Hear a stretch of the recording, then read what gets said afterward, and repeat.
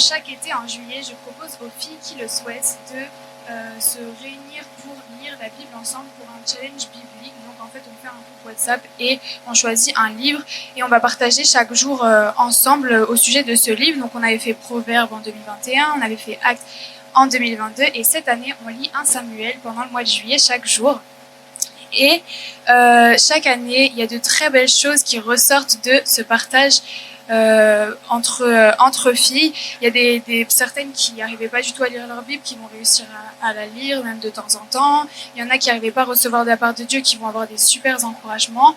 Et puis il y a aussi des encouragements qui vont tomber à pic dans ce que d'autres filles vivent et qui vont pouvoir vraiment nous encourager en fait les unes les autres. Et au départ, si j'avais eu à cœur de faire ça, c'était plus pour m'aider moi, pour me dire si je fais ça, je vais réussir à lire tout le mois de juillet ma Bible, alors qu'on aurait envie peut-être, enfin je parle pour moi, j'aurais envie peut-être de me relâcher pendant l'été, peut-être que je suis pas seule, et ça m'encourage à tenir bon, puisqu'on est ensemble, on lit la Bible, et en plus vu que c'est moi qui initie, ça me donne encore plus envie de lire vraiment chaque jour, et d'avoir en plus quelque chose à partager de ce que je lis. Mais ce que j'essaye de faire chaque année, c'est aussi de rappeler aux filles que c'est pas parce que ce mois-ci, déjà c'est pas parce qu'on n'a pas forcément lu tous les jours qu'on doit abandonner, qu'on peut lire même une fois, c'est toujours mieux que 0 fois, que si on a juste un verset qu'on a préféré, on peut le partager pour qu'en fait la Bible puisse devenir quelque chose d'agréable et pas un fardeau, quelque chose qui paraît inaccessible. Et si je peux avoir cette vision-là et pouvoir partager ça, c'est parce que c'est comme ça qu'on me l'a transmis. C'est vraiment quelque chose qui vient pas de moi, parce que quand je suis arrivée ici à 4 ans, je lisais pas ma Bible, hein, et il y avait eu un message de la part de Lida qu'elle avait apporté, où elle partageait le fait que lire sa Bible, c'était une façon d'être un disciple. Elle avait apporté tous ses cahiers de méditation et elle avait dit voici le prix à payer pour aussi pouvoir être un disciple de Jésus-Christ. Ça m'avait encouragée. Puis aussi, il y a Kira qui m'avait appris la méthode voir, qui est une méthode pour nous aider à méditer la parole. Et c'est Lida qui lui avait elle-même apprise. Moi, j'ai eu aussi l'occasion à mon tour de pouvoir l'apprendre à d'autres. Et j'ai même l'année dernière pu partager un bon temps avec Carla aussi. On a partagé pendant longtemps la parole. Et c'est quelque chose, voilà, cette transmission, quelque chose de beau qui fait qu'aujourd'hui, j'aime lire la parole de Dieu. C'est quelque chose de beau, c'est quelque chose qui est dans mon quotidien, qui est dans ma vie et que je trouve merveilleux. Et j'ai mon mari aussi qui m'encourage, qui m'apprend des choses tout le temps sur la Bible, qui a un bon soutien aussi pour ça. Et vraiment, mon message aujourd'hui s'intitule La bénédiction du discipulat. Et si j'ai eu à cœur de vous parler de ça aujourd'hui, c'est parce qu'on va s'appuyer sur un passage qu'on a lu avec les filles dans 1 Samuel. Et donc il y en a qui ont eu un petit peu peut-être des petits, voilà, un petit avant-goût de mon message quand je l'avais partagé sur le groupe, mais on va voir bien plus loin aujourd'hui. Donc on va regarder comment Élie et Samuel sont un modèle de relation entre le leader et la brebis, si on peut dire ça comme ça. Et ce qui est bien dans un modèle, c'est qu'on va pouvoir prendre tout ce qu'il y a à prendre et peut-être, on va dire, laisser ce qu'il y a à laisser, ou en tout cas prendre ce qu'il y avait amélioré pour pouvoir nous-mêmes améliorer, utiliser les erreurs pour pas les reproduire. Et je veux pas seulement nous amener à nous dire que c'est bien d'avoir peut-être un leader, un mentor, et c'est bien d'avoir des brebis, parce que ça je pense qu'on le sait, mais c'est de pouvoir comprendre à quel point c'est important pour amener les autres vers Jésus et pour nous-mêmes aller plus proche de Jésus. Alors, on va lire dans 1 Samuel 3, donc il y a, pour rappel du contexte, donc Samuel, c'est un enfant qui a été confié par Anne, sa mère, à Élie pour qu'il puisse servir Dieu. Et dans ce passage, donc Samuel, il est au service d'Élie, et la Bible nous dit que la parole de Dieu et les visions étaient très rares encore à ce moment-là. Et pourtant, on va voir que dans ce passage, Dieu va fortement parler. Et alors que Élie et Samuel dorment, Dieu va appeler Samuel. Et on va lire une partie donc de l'histoire. Dieu va appeler Samuel à 3 reprises. Samuel va répondre « Me voici ». Il va courir vers Élie parce qu'il va croire que c'est Élie qui l'appelle. Et la Bible nous dit que Samuel ne connaît pas encore la voix de Dieu parce qu'il ne connaît pas. Donc on va lire à partir du verset 8. L'Éternel appela de nouveau Samuel pour la 3e fois. Samuel se leva, alla vers Élie et dit « Me voici car tu m'as appelé. » Élie comprit alors que c'était l'Éternel qui appelait l'enfant, et il dit à Samuel, « Va te coucher, et si on t'appelle, dis, parle, car ton serviteur écoute. » Et Samuel alla se coucher à sa place.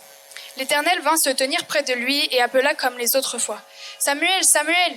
Samuel répondit, « Parle, car ton serviteur écoute. » Alors l'Éternel dit à Samuel, « Je vais faire en Israël une chose telle que toute personne qui l'apprendra en restera abasourdi. Ce jour-là, j'accomplirai vis-à-vis d'Élie tout ce que j'ai prononcé contre sa famille, je le commencerai et le finirai. Je lui ai déclaré, je veux punir sa famille pour toujours. En effet, il avait connaissance du crime par lequel ses fils se sont maudits et il ne leur a pas fait de reproche. C'est pourquoi je jure à la famille d'Élie que jamais son crime ne sera expié, ni par des sacrifices, ni par des offrandes. » Samuel resta couché jusqu'au matin, puis il ouvrit les portes de la maison de l'Éternel. Il avait peur de raconter la vision à Élie, mais Élie l'appela et dit, « Samuel, mon fils !» Il répondit, « Me voici. » Élie dit, « Quelle est la parole que l'Éternel t'a adressée ? Ne m'en cache rien, que Dieu te traite avec la plus grande sévérité si tu me caches quoi que ce soit de tout ce qu'il t'a dit. » Samuel lui raconta tout, sans rien lui cacher, et Élie dit, « C'est l'Éternel, qu'il fasse ce qui lui semblera bon. » Amen. Alors, on va commencer d'abord par voir un petit peu tout ce qui concerne Élie, son modèle en fait en tant que leader. Puis dans un second temps, on s'intéressera plus à Samuel. Donc notre premier point, c'est Élie, un exemple de leader. J'aimerais commencer par dire que tous les leaders ont des failles, sauf bien sûr le leader par excellence, Jésus-Christ. Alors on va pouvoir tout prendre en lui quand on va regarder, mais sinon il faut pas oublier que même si on essaie de mettre tout ce qu'on peut en application, on va avoir des failles. Et on va voir que Élie, il en a aussi. Et donc dans le cas d'Élie, on va essayer de prendre le bon qui est à prendre, on va prendre ses erreurs pour progresser, et on va commencer avec le premier point qui est un leader conduit vers Dieu. Dans ce passage, on voit vraiment que le discernement d'Élie l'a amené à comprendre que c'est Dieu qui était en train d'appeler Samuel. Dieu, en fait, n'a pas parlé audiblement à Élie, mais Élie a réussi à comprendre que c'était Dieu qui était en train d'appeler Samuel. Et ce discernement, du coup, est vraiment précieux parce que Samuel ne connaît pas la voix de Dieu. On peut lire au verset 7, « Samuel ne connaissait pas encore l'Éternel, la parole de l'Éternel ne lui avait pas encore été révélée. » Et parfois, on pourrait manquer de confiance en nous quand on a des choses de la part de Dieu, peut-être qu'on les a pas entendues audiblement, peut-être qu'on n'est pas sûr de nous, et pourtant c'est tellement précieux de les délivrer aux personnes, parce que là, si Élie ne l'avait pas fait, bon, il aurait d'une part pas entendu la parole que l'Éternel avait pour lui, à la limite vu la parole que c'était, c'est pas très grave, mais par contre il aurait pas permis à Samuel de pouvoir découvrir la voix de Dieu, et on verra que après dans le livre de Samuel, dans la vie de Samuel, il entendra Dieu de nombreuses fois, parce que ce jour-là il a réussi à entendre, à comprendre que c'était la voix de Dieu.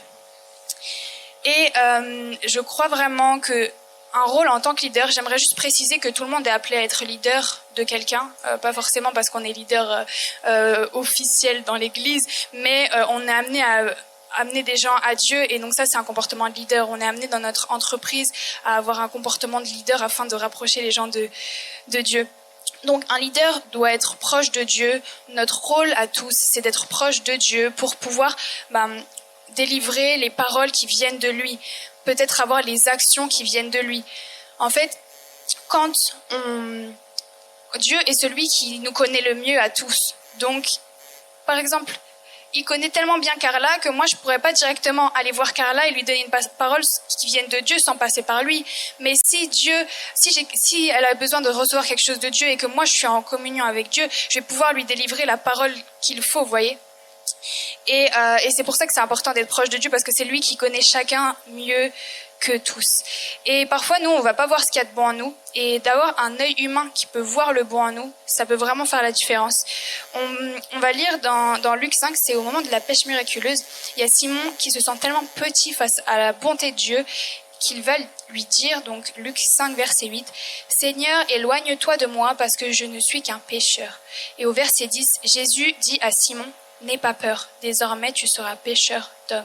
Et dans ce passage, on voit que Jésus a un regard sur Pierre que il n'avait vraiment pas lui-même. Il se voyait pécheur. Jésus lui donne une autre vérité. Tu seras pécheur d'homme. Ça lui a permis de l'élever, de lui donner cette vérité de la part de Dieu. Il pouvait le faire parce que il était en communion avec Dieu, qu'il savait ce que Pierre avait besoin d'entendre de la part de Dieu. Alors bien sûr, nous, on ne pourra pas tout savoir comme Jésus, mais on doit vraiment tendre à avoir cette communion avec Dieu pour pouvoir impacter comme Élie, comme Jésus aussi l'a fait à de multiples reprises. Donc maintenant, on va voir un deuxième point, c'est un leader corrige. Alors celui-là, Élie ne l'a pas très bien fait et Dieu lui a reproché. C'est un point vraiment qui, c'est en fait tout l'enjeu de ce passage, de la parole que Samuel va lui donner, c'est que il aurait dû corriger ses fils qui n'étaient pas dans la voie de Dieu, qui étaient même bien loin. Et parfois, c'est vraiment tellement difficile parce qu'on aime, parce qu'on a envie d'être dans l'amour, parce que même on veut être aimé. Et pourtant, c'est tellement essentiel de pouvoir corriger. Et c'est même une preuve d'amour que de pouvoir corriger parfois dans l'amour avec discernement, bien sûr. Et quand on est dans cette posture de mentor, de leader, on doit en fait pouvoir corriger avec des explications. Ça reste un défi pour beaucoup et pour moi aussi encore aujourd'hui, mais c'est tellement essentiel. Et Dieu, il n'a pas juste fait un petit reproche à Élie. On voit que dans la parole que Samuel a reçue, il a dit « Je veux punir sa famille pour toujours ». En effet, il avait connaissance du crime par lequel ses fils se sont maudits et il ne leur a pas fait de reproche. Bon, évidemment, là, c'est pas du tout une parole de condamnation qu'on a sur nous parce qu'il y a la grâce, etc. Donc vraiment, c'est pas du tout le but de ce que je dis là, mais ça nous permet de pouvoir comprendre le caractère de Dieu. C'est dans son cœur qu'on puisse corriger dans l'amour, en fait. Et pour retourner à notre modèle Jésus, on voit que tellement de fois il a corrigé. Il disait à ses disciples homme de peu de foi, alors que bon, ils avaient quand même tout lâché pour lui, donc j'aurais un peu mal pris, mais voilà, il leur disait ça. Ou alors le passage assez connu dans le temple où il a renversé les tables parce qu'il y avait des marchands, etc. Il va leur dire, donc c'est en Marc 11 verset 17. Il les enseignait en disant « N'est-il pas écrit, mon temple sera appelé une maison de prière pour toutes les nations, mais vous en avez fait une caverne de voleurs. » En fait, là, Jésus, il a corrigé avec fermeté, mais avec une explication. Et c'est un vrai défi, mais c'est d'autant plus beau lorsqu'on voit que nos brebis, entre guillemets, vont se rapprocher de Dieu grâce à cette parole de correction qu'on aura pu avoir envers eux. Et je crois que le premier point qu'on a vu, un leader conduit vers Dieu, ne peut pas exister, ne peut pas être bien mis en application si on n'utilise pas ce deuxième point, un leader corrige. Moi, je sais que quand je suis arrivée à l'église au début, il y avait plein de choses que je savais pas, mais j'en avais vraiment aucune idée des règles, etc., de ce qu'il fallait faire. Et en fait, si on m'avait jamais rien dit de toute ma marche avec Dieu, là, aujourd'hui, j'aurais plein de choses où je serais encore dans l'erreur. Et c'est parce qu'on m'a expliqué, parce qu'on a pris le temps de me le dire, de me corriger parfois, que j'ai pu grandir. Donc c'est vraiment précieux. Et on va continuer avec un troisième point pour Élie, c'est qu'un leader fait preuve d'humilité. Donc là, j'ai utilisé un petit peu la méthode sandwich pour Élie. J'ai fait un point bien, un point un peu moins bien, et là on repart sur un point bien pour faire passer. Bon, ici c'est aussi chronologique dans l'histoire. Et donc, quand Dieu va corriger à nouveau Élie à travers la parole que Dieu a donné à Samuel, Élie va vraiment faire preuve d'humilité à la fois devant Dieu, mais aussi devant Samuel, et il va se soumettre à la décision de Dieu. Au verset 18, on lit « C'est l'Éternel qu'il fasse ce qui lui semblera bon ». Et il peut dire ça parce qu'il a vraiment connaissance de qui est Dieu, du caractère de Dieu, qu'il a placé sa foi en lui, il sait qu'il est tout puissant.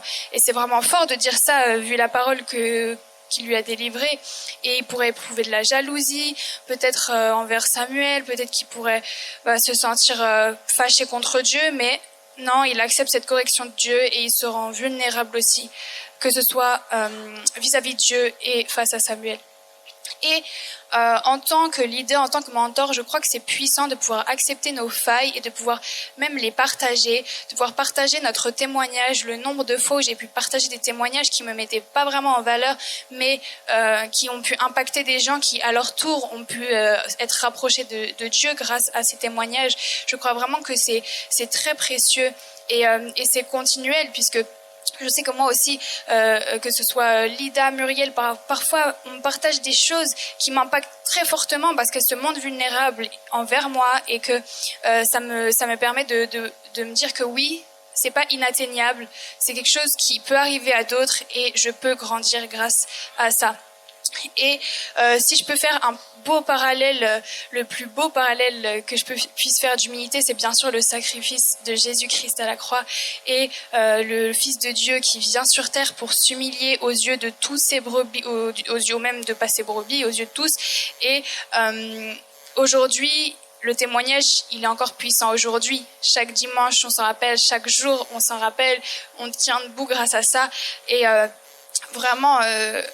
si n'avait pas accepté l'humiliation, on n'aurait pas pu être sauvé. Alors bon, notre but c'est de ressembler à Jésus, on ne pourra pas faire comme lui, mais on peut en avoir une petite partie en essayant de travailler notre humilité.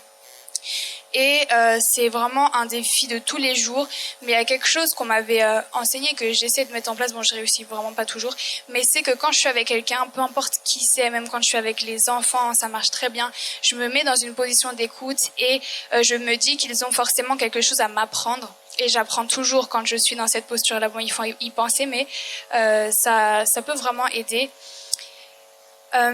Et maintenant, j'aimerais voir que tout ce que Élie a pu mettre en place, ça n'aurait pas pu porter de fruits si Samuel n'avait pas fait sa part. En fait, pour qu'il y ait cette relation mentor-brebis ou voilà, leader, enfin, appelez-la comme vous voulez, mais pour qu'il y ait cette relation-là, faut que la brebis, elle fasse sa part, faut qu'elle veuille cette relation-là, parce que c'est pas quelque chose qui se force. Comme Jésus-Christ nous invite à le suivre, nous, on peut inviter les personnes, on peut tout donner pour que les personnes se rapprochent de Dieu, mais on pourra pas forcer les choses. Et donc, c'est pour ça que nous-mêmes, quand on se place en tant que brebis, mais aussi quand on est en tant que leader et qu'on voit des brebis, on va... en fait, la brebis, elle a besoin d'avoir des caractéristiques, des choses qui travaillent en elle afin de pouvoir être rapprochée de Dieu. Je dis pas qu'il faut abandonner le leadership auprès d'une personne si jamais ça prend pas tout de suite, si la personne, elle n'est pas réceptive, etc. Mais je crois que même nous, en tant que serviteurs de Dieu, eh bien, nous pouvons travailler ces caractéristiques et c'est pour ça que nous allons dans une deuxième partie se pencher sur quelques points. C'est des points à chaque fois non exhaustifs, hein, mais qui peuvent, qui sont, enfin, dont Samuel a fait preuve dans cette histoire et qui peuvent vraiment être importants pour nous en tant que disciples. Donc on va voir que Samuel, c'est un exemple de disciple et comme premier point, on va voir un modèle d'obéissance. Franchement, ce que je trouve beau dans l'histoire de Samuel, c'est vraiment son obéissance en tout temps.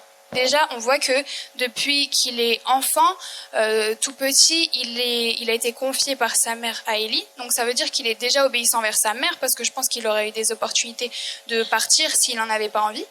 Il est très obéissant également envers Élie, puisqu'il va venir répondre à chaque fois qu'il va entendre un appel et qu'il va croire que c'est de la part d'Élie, il va accourir.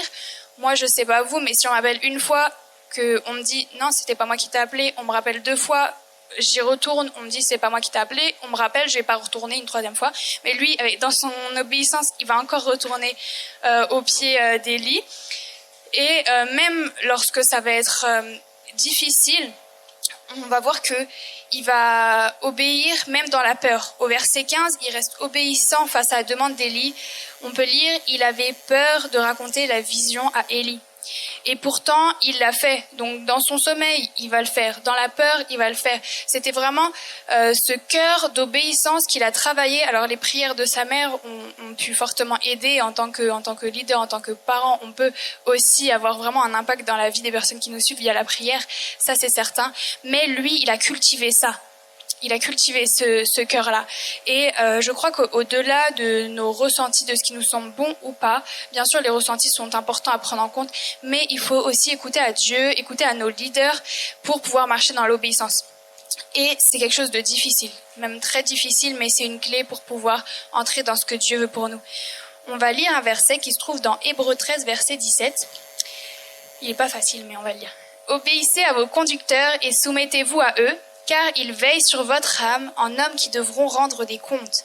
Ils pourront ainsi le faire avec joie et non en soupirant, ce qui ne vous serait d'aucun avantage. » Ce verset, je le trouve beau parce que oui, il y a l'ordre d'obéir et de se soumettre, mais il y a aussi quelque chose de beau qui est que la personne qui est notre responsable veille sur nous, veille sur notre âme, et qu'en plus, ça nous sera avantageux pour la suite si on arrive à obéir. Et je crois vraiment que si Jésus avait écouté ce ressenti, il aurait abandonné depuis longtemps dans le désert, même peut-être avant. Et l'obéissance a été aussi un défi pour lui, même tellement plus grand, car il est Dieu. Mais il a réussi à aller jusqu'au bout pour nous. Alors nous, dans ce qu'il nous demande, c'est tellement plus petit, même si parfois ça paraît énorme, que je crois que c'est important de faire ces pas d'obéissance-là. Et vraiment, c'est toujours un défi, mais on voit dans la Bible tellement de passages où des personnes soit ont obéi et ont été bénies d'avoir obéi, il s'est passé quelque chose de grand, ou soit n'ont pas obéi et on voit qu'ils auraient mieux fait d'obéir. Alors j'aimerais vous raconter un petit témoignage, donc il y en a plein qui le connaissent, désolé, mais il y en a encore quelques-uns qui le connaissent pas, donc je vais encore le raconter. Donc quand j'étais en DUT, donc c'était il y a quelques années maintenant, il y avait un voyage au ski qui était organisé tous les ans à Noël de 3-4 jours, et pendant ce voyage, le but premier n'était pas de faire du ski, c'est-à-dire qu'on y allait bien sûr pour faire du ski, mais c'était surtout pour faire la fête, pour faire la fête, je vais pas épiloguer, vous avez compris. Et j'y étais allée dans ma première année de DUT, et dans ma deuxième année, je venais de rencontrer Jésus en juin, mais on s'inscrivait vers septembre, donc j'étais encore un petit peu en mode fête et tout ça. Et du coup, en fait, je m'étais inscrite et ma mère m'avait offert ce voyage au ski. Et plus les mois avançaient, plus je me posais la question, est-ce que c'est très très judicieux d'y aller?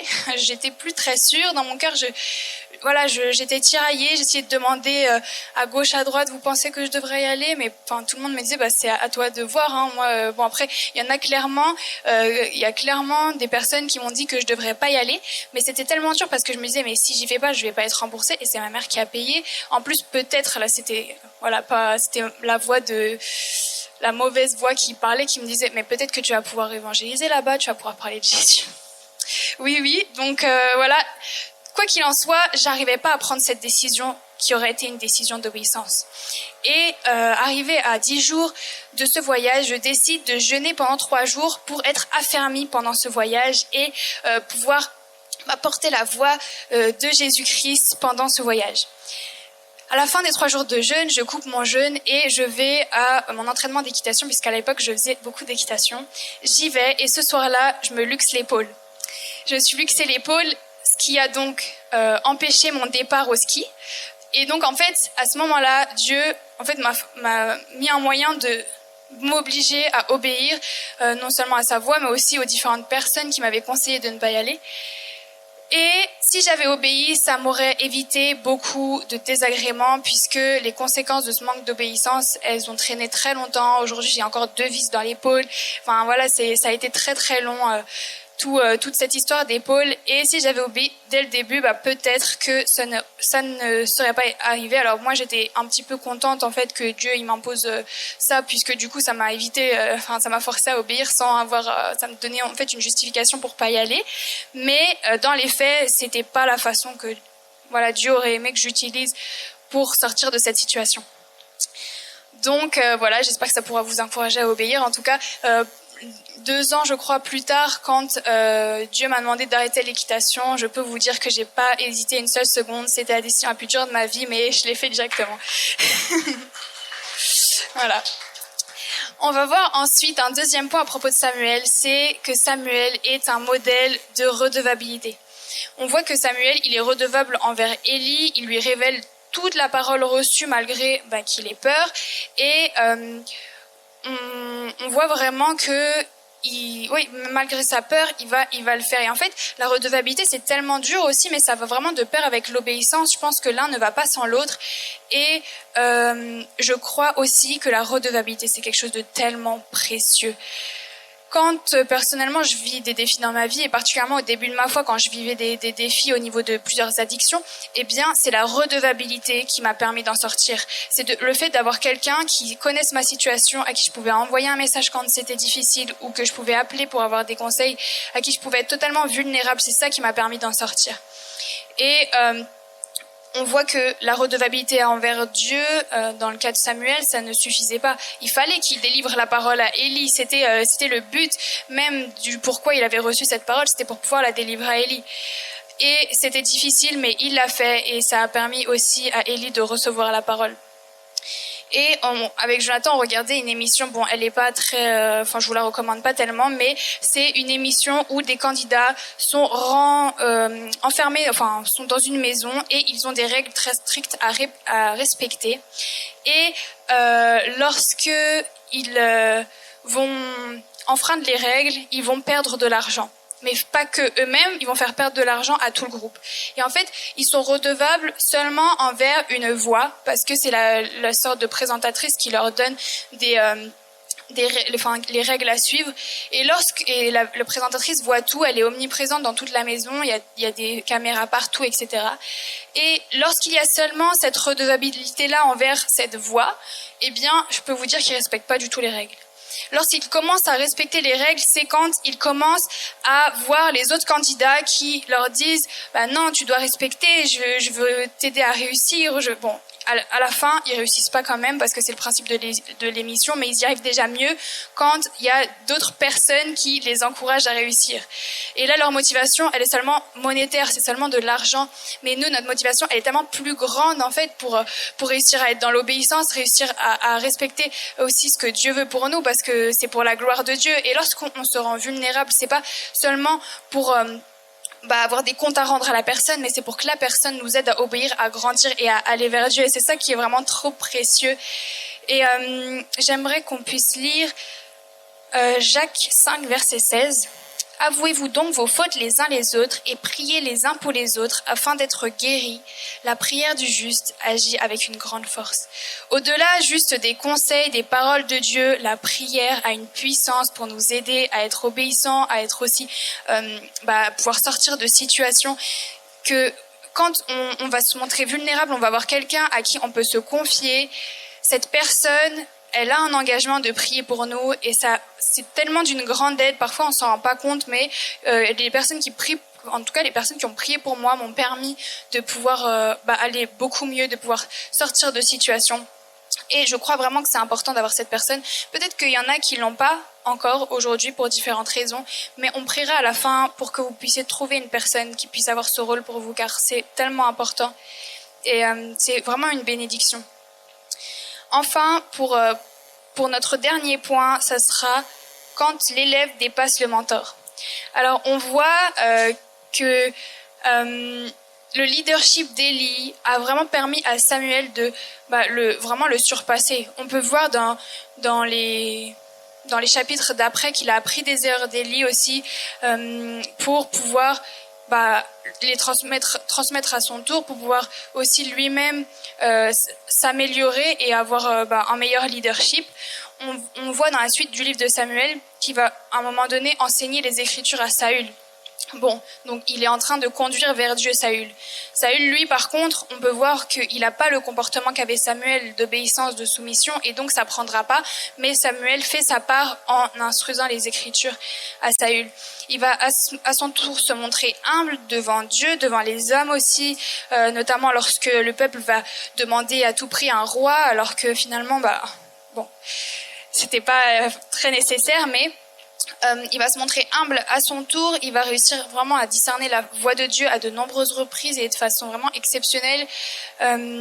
Et même, il a pu apprendre des erreurs d'Élie puisqu'il saura corriger lorsque ce sera nécessaire. On le voit à plusieurs reprises et notamment lorsque Samuel va avertir le peuple d'Israël sur son comportement et tout ce qu'il devrait faire afin de pouvoir servir l'Éternel avec plus de justesse. Et lorsque Jésus était sur terre, il a formé ses disciples pour que, à son départ, ils puissent à leur tour former, transmettre ce qu'il avait appris. Et vraiment, la transmission, c'est le cœur de Dieu. Jésus, lui, il voulait pas ne pas être dépassé. Son cœur, c'était qu'on puisse se dépasser, qu'on puisse faire des choses encore plus grandes que ce que lui, il a fait. Il nous le dit dans sa parole. Et j'aimerais, pour terminer, vous partager une pensée. Alors ça vient de Nicolas Ternisien qui nous l'a partagé il y a 2 semaines, mais j'ai trouvé ça tellement fort que j'ai envie de vous la partager aussi aujourd'hui. Alors c'est il s'appuyait sur le passage biblique dans Acte 3 lorsque Pierre et Jean sont en train de monter au temple et ils croisent un homme qui est boiteux de naissance. Et la Bible nous dit que chaque jour, on amenait cette personne devant la porte du temple et on l'installait pour qu'il puisse demander l'aumône. Et on s'attarde pas souvent sur ces personnes qui chaque jour amenaient le boiteux pour l'amener devant la porte du temple et lui permettre d'accomplir sa mission qui est de recevoir de l'argent en fait. Et ce que disait Nico, c'est que c'est la première étape. La première étape, c'est de porter afin d'amener, de placer au bon endroit. Mais ça s'arrête pas là. Quand Pierre et Jean arrivent, ils vont dire « Je n'ai ni argent ni or, mais ce que j'ai, je te le donne. Au nom de Jésus-Christ de Nazareth, lève-toi et marche. » Ensuite, Pierre va prendre l'homme par la main et va l'aider à se lever. Et après avoir été porté pendant toute sa vie, c'est l'action de Jésus-Christ qui va lui permettre de se lever et de marcher seul. Et je crois que c'est nous aussi en tant que leaders, notre cœur, ça doit être ça. Ça doit être au début de porter autant que nécessaire, autant de jours que nécessaire. Il va falloir porter, il va falloir aider, il va falloir accompagner, il va falloir prier, il va falloir faire tout ce qu'on a vu aujourd'hui. Puis ensuite, aider à se lever pour laisser marcher seul. Je pense que c'est ce que aussi Pascal et Ida ont fait avec moi. Et là, je marche je marche pas seule, mais voilà, j'ai le message, j'ai dû le partager toute seule à la fin. Et c'est parce que il y a des graines qui ont été semées, qui m'ont donné la passion pour la parole de Dieu et qui fait qu'aujourd'hui, je reçois aussi des choses de la part de Dieu et que je peux les partager. Alors, merci Lise. Alors pour conclure. S'il y avait une chose que je voudrais qu'on puisse retenir, c'est vraiment l'importance de cette relation avec un mentor et avec une ou plusieurs brebis. Ça nous apprend tellement sur le caractère de Jésus-Christ, afin que nous, on puisse être nous-mêmes plus proches de Jésus-Christ, mais aussi que les personnes autour de nous puissent être plus proches de Jésus-Christ. Et ce passage avec Élie et Samuel, ça nous inspire, mais en cas de doute, on peut toujours se tourner vers Jésus-Christ, celui qui est le leader par excellence et qui nous laisse tellement de modèles dans sa parole. Et je nous encourage vraiment à prier pour cette personne qui pourra avoir ce rôle de mentor. Ça peut se faire naturellement, parfois on peut même demander à la personne, ça peut se faire par la prière, ça va dépendre, mais je crois vraiment que Dieu peut vous révéler cette personne qui peut avoir ce rôle pour vous. Ça peut être aussi plusieurs personnes. Et de la même façon, je nous encourage à pouvoir prier pour une personne à qui on va pouvoir transmettre des choses et qui va pouvoir vraiment être conduit vers Dieu. Alors on va prier maintenant et je ne sais pas si vous avez besoin d'un mentor, je ne sais pas si vous avez besoin d'avoir des gens à conduire à Dieu, mais je crois vraiment que il peut vous le révéler maintenant.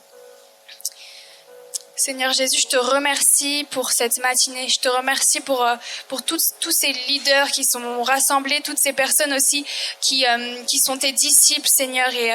Et je crois qu'il y a tellement de potentiel en chacun afin que tu as déversé en eux afin qu'ils puissent le transmettre. Seigneur, nous croyons que ton cœur, c'est la transmission et nous croyons que chacun peut avoir quelque chose à transmettre. Seigneur, je prie que maintenant, Seigneur, tu puisses inspirer les personnes qui n'ont pas forcément, qui ont un peu l'impression de marcher seules, qui n'ont pas forcément un mentor qui peut les élever, qui peut les faire grandir, qui ont l'impression de ne pas avoir quelqu'un à qui puisse être 100% vulnérable. Seigneur, je prie que tu les inspires maintenant d'une personne, Seigneur, avec qui ils vont pouvoir construire une relation.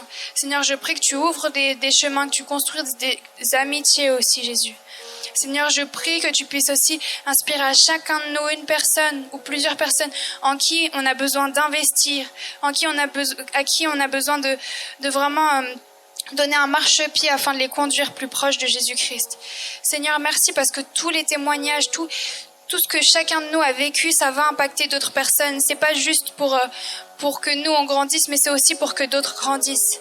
Je te remercie, Père, pour vraiment tout ce que tu vas faire dans nos vies à partir d'aujourd'hui aussi avec ce qui a été partagé. Seigneur, je sais pas ce dont chacun a besoin. Si c'est peut-être plus de proximité avec toi, peut-être plus d'humilité, réussir aussi à corriger, Seigneur. Peut-être que c'est plus d'obéissance, plus de redevabilité. Seigneur, je prie que tu puisses vraiment faire grandir chacun, Seigneur, à travers ce qu'il aura pu prendre de ce message, Seigneur Jésus. Seigneur Jésus, je te prie pour quelqu'un, Seigneur, qui a déjà fait confiance, qui s'est montré redevable, vulnérable envers quelqu'un et qui n'a pas obtenu ce qu'il espérait de cette relation. Seigneur, je prie que tu rétablisses maintenant dans le nom de Jésus. Alléluia.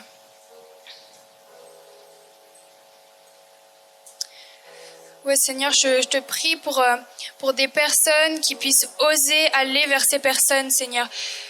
Même si c'est pas la même tranche d'âge, il y a quelque chose avec cette personne que tu as en tête maintenant et tu peux lui partager.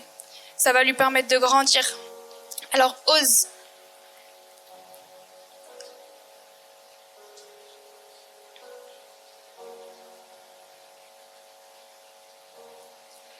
C'est difficile d'être redevable. C'est difficile quand on est rongé par la culpabilité, mais je crois vraiment que c'est important que tu le fasses. La personne, elle va pas te juger, elle va pas te condamner. Prends ton courage et vraiment que cette semaine, tu puisses aller te montrer vulnérable envers quelqu'un qui va prier pour toi, qui va t'accompagner et te faire grandir.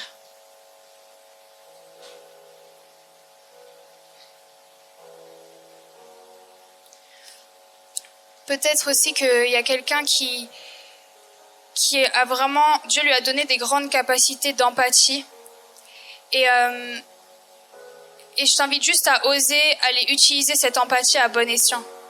Aller oser encourager grâce à l'empathie que tu as, parce que tu comprends la situation de la personne, même si tu n'as pas vécu la même chose, tu comprends et tu vas avoir les bons mots pour cette personne.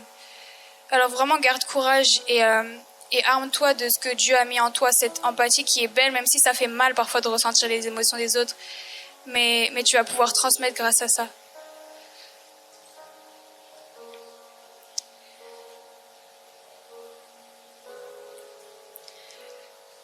Ce que je sais, c'est que le discipulat, ça a changé ma vie et ça peut changer la vie d'autres personnes. Ça peut changer votre vie. Même s'il y a eu des déceptions, c'est pas une fin. Il y a encore du beau qui peut arriver.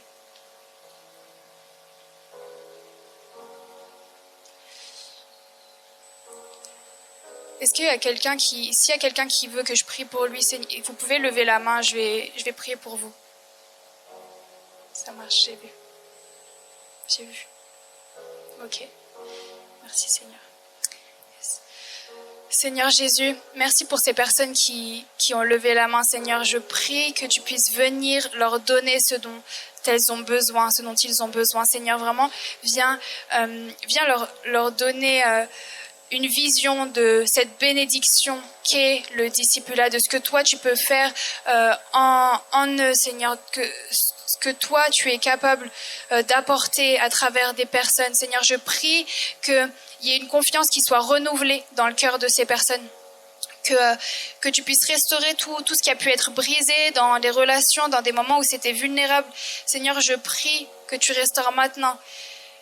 Le Seigneur voit comme ça peut faire mal de se sentir marcher seul, mais il est là et il va permettre à chacun de vous de pouvoir aussi trouver quelqu'un afin d'être accompagné et de ne plus avoir cette sensation de marcher seul, de pouvoir être tellement vulnérable envers cette personne. Saint-Esprit, merci pour ce que tu as fait aujourd'hui, merci pour ce que tu vas continuer à faire dans les cœurs. Nous t'aimons, Saint-Esprit, nous t'aimons, Seigneur Jésus. Merci pour qui tu es, merci parce que tu nous fais grandir, merci parce que tu es là, toujours près de nous. Seigneur, merci pour toutes ces personnes que tu vas aider à grandir grâce à des personnes qui vont venir sur leur chemin. Nous nous attendons à toi, Seigneur Jésus. Amen.